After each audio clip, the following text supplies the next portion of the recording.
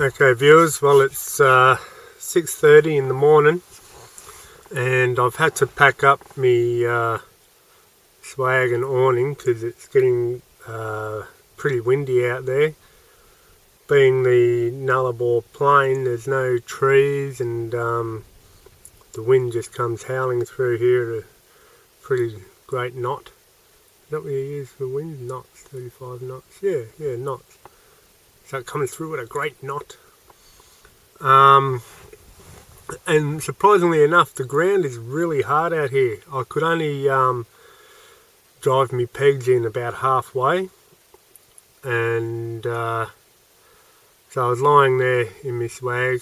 I could hear the wind picking up, and the awning was starting to flap around, and I didn't want to have another repeat of Port Lincoln when my awning got all twisted up and shit. Especially with it not being pegged down properly, so I thought best thing to do is get up and pack it up. So I've done that. Anyway, so last night, after I left that second cave, I took a wrong turn. I thought, like, I was following the HEMA map, and I thought I was on the track, and then all of a sudden I noticed that my little arrow that indicates who I am or where I am had gone off the track, and I thought, oh, I'll keep going, it must come back around, and didn't come back around. I ended up in the middle of nowhere according to the map, but I could see I was about halfway between the track I wanted to be on and another track that just went straight back down to the south, and I'd probably done about 50k, so this other track was about 50k. I thought, well, I might as well keep going until I hit that track. And anyway, I discovered later on, I zoomed in on the map and the track I was on was actually on the map, but where I had it zoomed out to, it wasn't there, so I thought I was in the middle of nowhere. Well, I was, but I was on a track. Anyway, so I'd gone down that track, and it was just on dusk. I had my lights on, and 3 dingoes on the track in front of me, and I grabbed the bloody video camera and I started filming. I'm talking to you, going, oh, check out the dingoes and blah blah. Well, I wasn't bloody recording, was I? So missed out on that one. So I kept going, and it was dark by this stage, and I'd finally come to the other track and a bit of a clearing. So I thought, oh, this is where I'll set up camp for the night. So I did that. And actually, just off in the distance over that way, I don't know how far, but I thought I could see a campfire, just like a flickering. I'm not sure if it was actually a homestead, which I don't think there'd be any bloody houses out here. Nothing here. Or a campfire.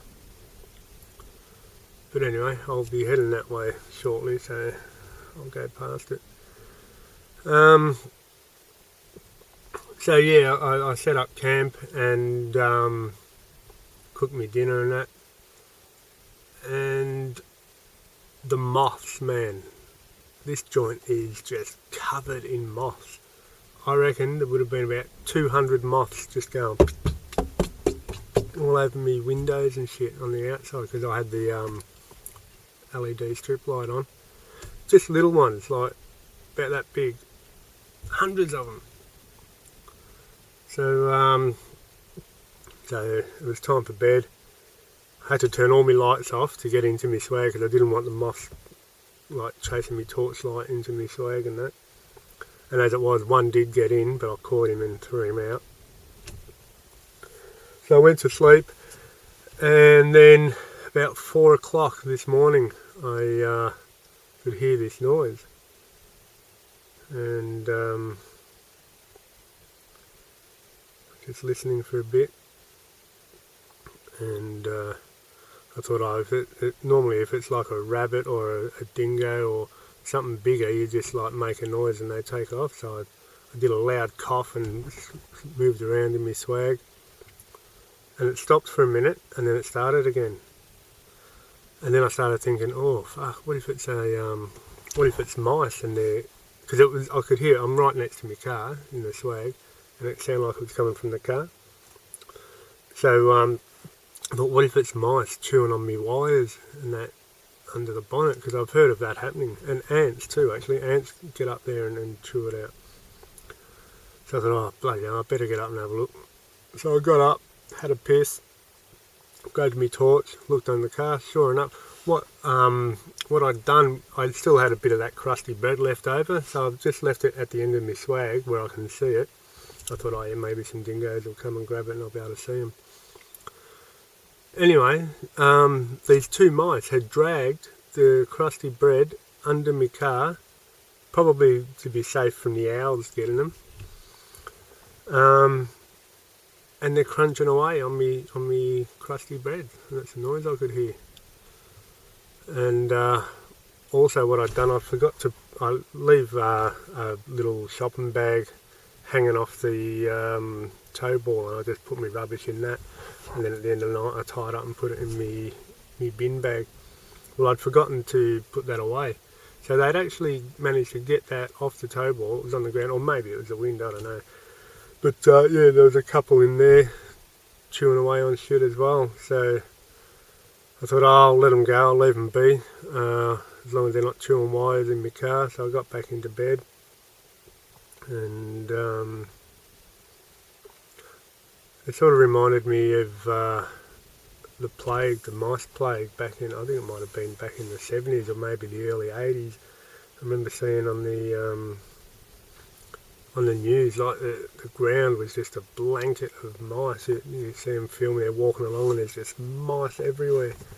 And like, you know, yet they open the shed door and there's mice like stacked 10 high in the corner, and just incredible. I remember the farmers' cats. They were like a beach ball with little legs, you know, lying on their backs going, oh, mice, who cares? Fuck them, because they'd had enough, you know. In fact, I think the mice ended up eating the cats. That's how bad it was. And okay, I went a bit far there, didn't I? But yeah, that's what I was thinking about, the mice plague and how that started. And imagine that, they just come through a blanket of mice and just eat everything. Pretty incredible. So anyway, I got back to sleep, and then I woke up about half an hour ago with the wind and that, and I thought, oh yeah, time to pack up and move on. So yeah, I'm still in the Nullarbor.